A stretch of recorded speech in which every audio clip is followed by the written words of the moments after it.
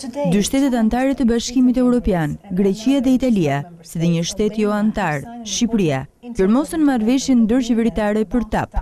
Çrëndësi ka kjo nga pikpamja e Komisionit Evropian?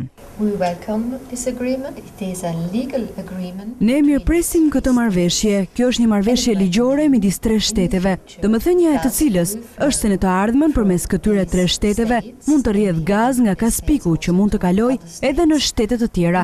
Ne shpresojmë që në të ardhmen Europa do të furnizohet me gaz nga rajoni i Kaspikut. Në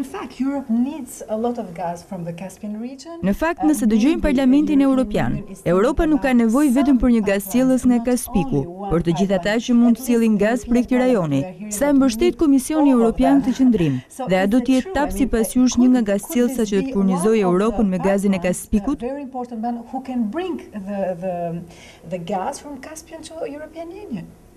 Well, it is our priority precisely to get gas from the Caspian region.